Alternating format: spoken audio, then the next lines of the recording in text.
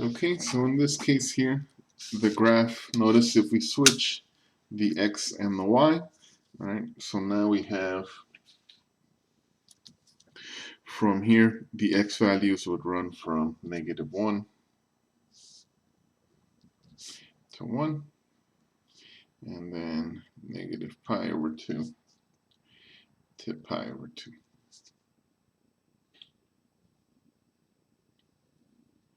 So it looks something like this, right? And for our inverse, since we're switching the x and y, well, that's equivalent to saying, well, now for our domain, it becomes the range of our sine. And for the range, right, it becomes the domain of our sine. π/2. All right.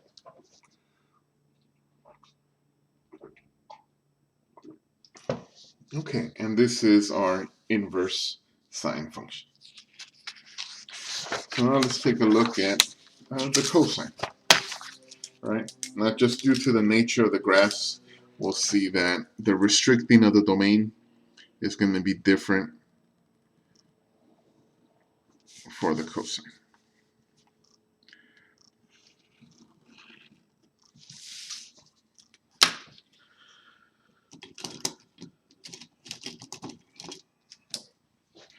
Right, so the cosine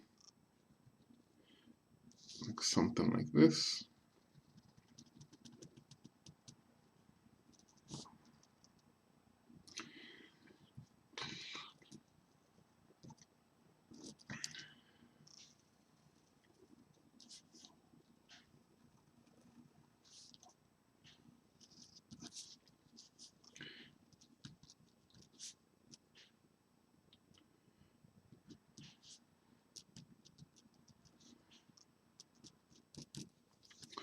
All right.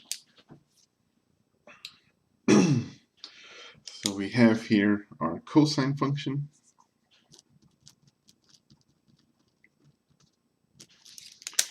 All right.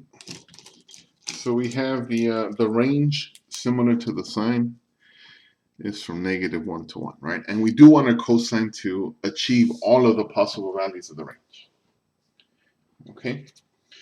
All right. Now if we choose the same restricted domain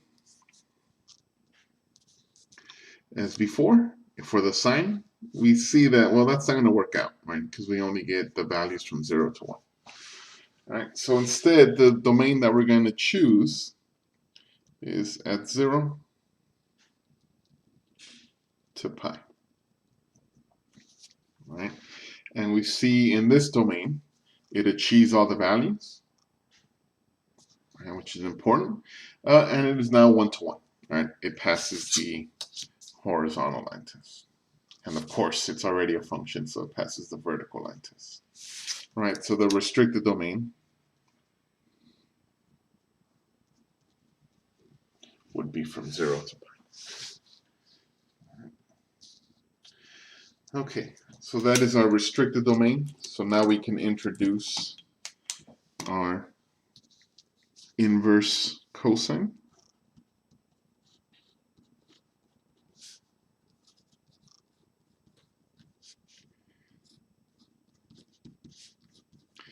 Again, goes by both of these names here.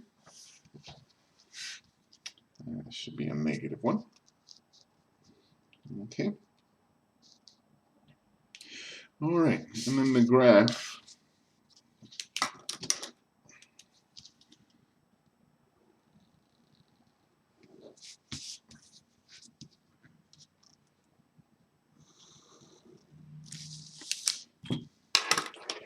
All right.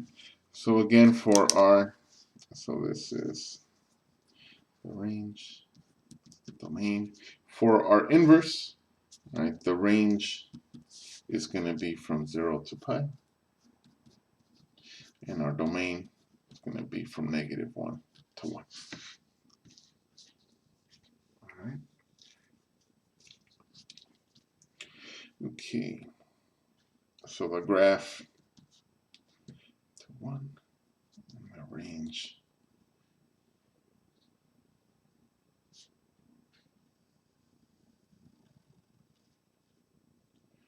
something like this, where this is pi over 2, and then up here, that's pi.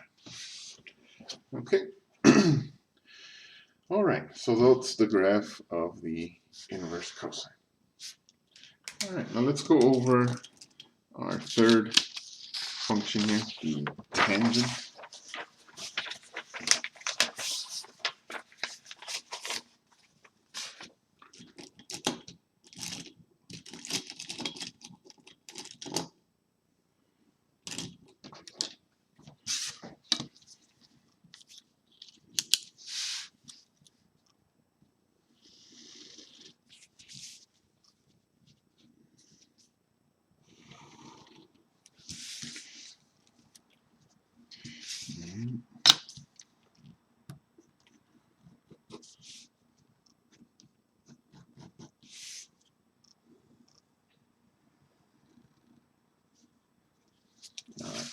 So I'll just draw one period of this here, from negative pi over 2 to pi over 2.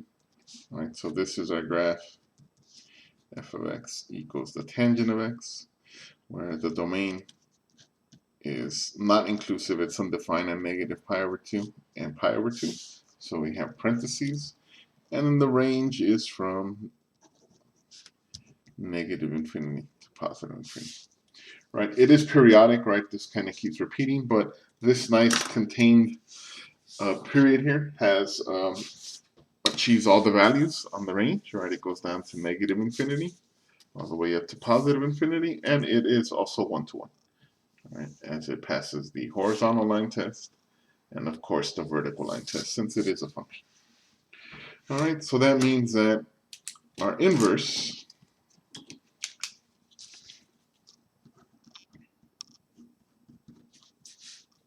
would be the arctan of x, or tangent inverse of x. Right, and the graph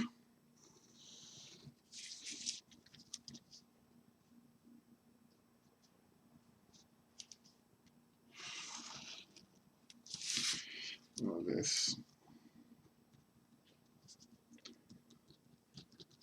All right, so now instead of vertical asymptotes, we have horizontal asymptotes.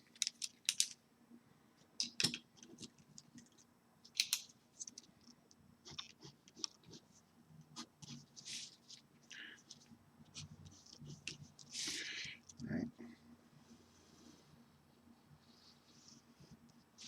And it looks something like this. All right.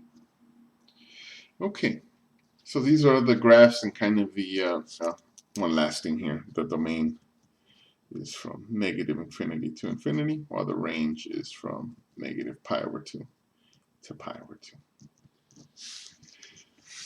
Okay, so these are the graphs of our inverse, sine, cosine, and tangent.